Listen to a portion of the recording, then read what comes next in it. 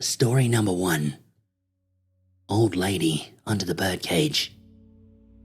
Submitted by Terranigma. This story happened a few years after my Snake Man story. I was about 18 and I had started work in an old retirement home as a nursing assistant down the central coast of New South Wales. I worked there for a few months before I saw anything paranormal. The nursing home was a huge, single-story place, but had 2 outdoor courtyards, which were inside the nursing home. The whole thing was the shape of a number 8, and each wall that faced the courtyards were covered in big floor-to-ceiling windows.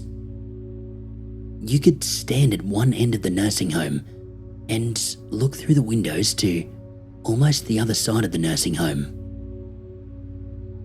I started working morning shifts, but as my skills increased, they decided to start me on nights. I didn't mind, because the pay was a little bit better, and I have not been one to have a busy social life, so I agreed to it. I came on shift, and I had a report from the previous staff that all was well. Then, I was instructed to turn all the hall lights off, and then check this one resident's room, as they had gone to bed late. They were tired from a day outing or family visit. So, his electronic wheelchair was in his room and would need to be taken to the morgue to be charged. The morgue was a room that had no door to get in from the outside and had a row of electric chargers for about 5 electric wheelchairs to be plugged in. We called it the morgue as there was an old gurney that had body bags and sheets on it for if someone had passed away. We would wash the body, then put it into a body bag, leave them in that room on the gurney with the air conditioning on, and leave them there for the funeral people to come and take the body. The room looked like it had been used for a big bathroom, as the floor and halfway up the walls were tiled. I was new, like I said, and I needed a lot of instruction, but they were happy with my eagerness and willingness to help out whenever I can. The registered nurse instructed me to get the electric wheelchair out of the resident's room and bring it to the morgue for charging. I had checked. All the residents were in their beds and all was peaceful. I shut off all the lights in the halls, but there was still a small amount of light from the exit signs and the small hall lights that don't turn off. I was walking down the back hall and I looked straight ahead and I saw an old lady sitting under the birdcage. The residents had a budgie in a small cage in a room that was called the Friendship Room. There was a big TV, tables and chairs, games, books, all that sort of stuff. I was walking towards the Friendship Room when I saw the old lady sitting under the birdcage. But I stopped halfway in the middle of the hallway as I said to her, "Are you okay? It's very late. Everyone is in bed." She just sat there and looked at me. I could see that she had snow white hair, which looked to be curled, and she had a white satin nightdress on. She also had these big black framed glasses on that looked very thick. The room was dark, but I could see her clearly as an emergency exit sign was lit up above her. I looked directly at her and waited about 10 seconds for a response, but I got none. I thought at the time maybe she was just hearing impaired and I should go up to her ear so she may hear me clearer. Then, all of a sudden, I heard a loud laughing and banging from the other side of the nursing home. I turned my head to look at the other two nursing assistants pushing a medication trolley and joking and laughing. They were on the other side of the nursing home, but I could see through the windows, through the courtyard, and through the windows on the other side. I only broke my gaze at the old lady for about 3 seconds, and when I had turned to look back at her, she was gone. I ran to the room as I thought she might have fallen over.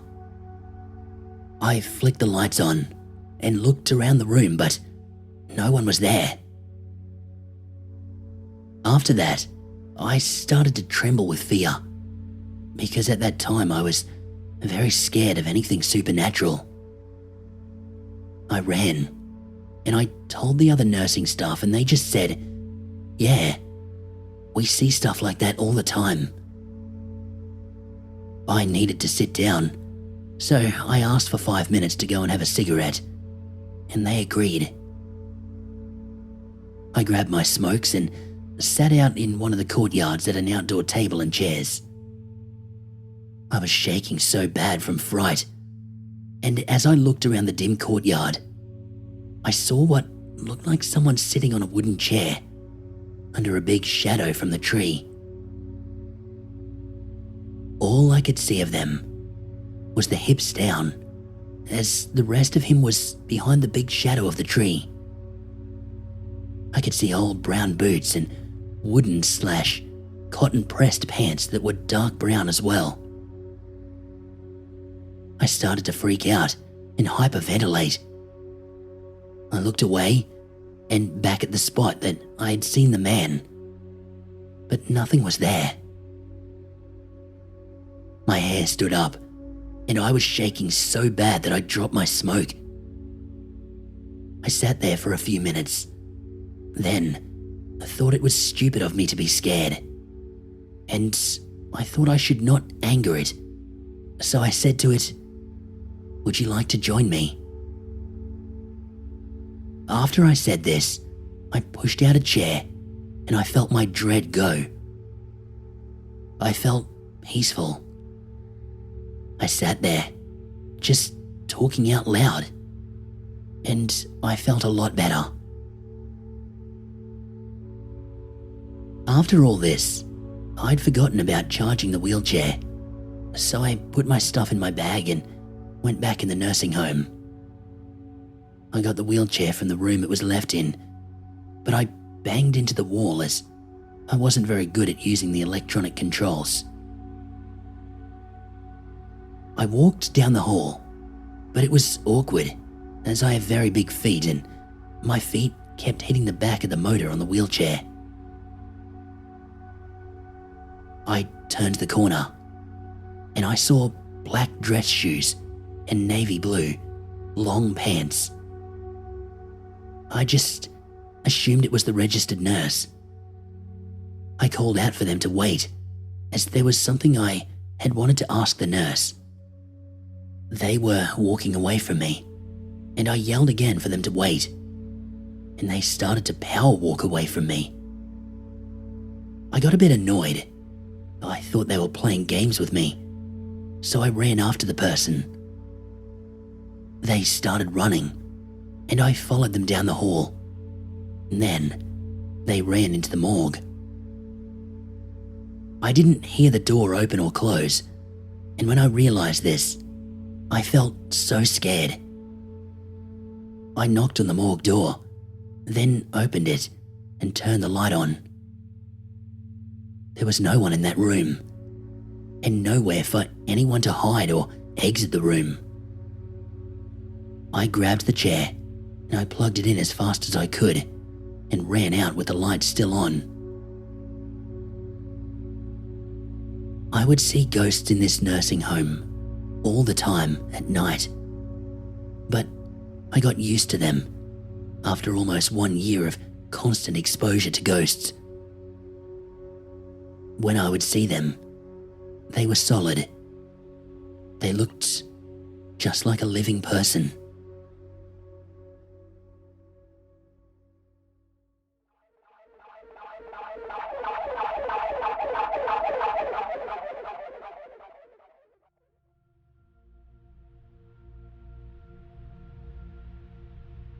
Story number 2. The Woman in the House. Submitted by Brit Clem 1234. I moved into a 3-story house in Mundubbera with my mum and my 4 other siblings. The youngest was only 4 months at the time. I had moved into the room across from my mum's, and every time I walked out of my room, I noticed the youngest watching me from the cot. First, I didn't think anything of it, but I then realized she wasn't looking at me, but behind me. I couldn't get my head around it, but one night I was lying in my bed when I noticed a shadow near my door. I thought I was just seeing things, so I rolled over and pulled my sheets up over my head. This went on for 4 nights. Then one day, I came home from school really angry. I locked myself in that room. I sat on my bed, drawing like I do when I get mad. When I was sitting there, I heard someone talking to me. It was hard to understand. I just thought it was my brother from downstairs. I walked to the garage where my stepdad was sitting having a smoke, and I asked him if he had ever experienced anything weird. He's a big believer in ghosts and life after death. He said that when he was shaving in the upstairs bathroom, the door would slam shut, and he had seen the handle move before being flung back open. So he never used the upstairs bathroom again. The next morning, I was sitting watching TV with him before he went to work. No one else was up, and I wouldn't have been, but I had a sleeping problem. We sat and watched for a little while when we heard a knock on the door. So he answered it, but no one was there. In the reflection of the TV, I could see something standing behind the couch. I went up to my room after my stepdad left, and I found the previous owners of the house. I asked them if someone had passed away in that house, and they said yes. There was a lady who had lived there with her mum and dad. She had a son who was about 5 or 6. He was in the bath, and she went to grab him out and slipped, hit her head, and drowned in the bath. The young boy ran downstairs and told the parents. So that was who was in the house. I came to terms that she was watching over us kids, because I believe spirits won't leave this world when they have an unfinished purpose. So knowing what had happened, I didn't want her to feel lonely. So when I was upset or angry, I would lock myself in my room and talk to her. I would sometimes get a response like, "It will be okay," or "I am here for you." I soon got used to it, but we couldn't afford to live in that house anymore. So we moved to a cheaper one. And guess what? It has a ghost too. But all you can hear is him stomping around. It's usually only me and my stepdad who experience all this stuff. And sometimes my mum and younger sisters and brother, but not my older brother. I haven't told anyone about talking to her and seeing her in my room.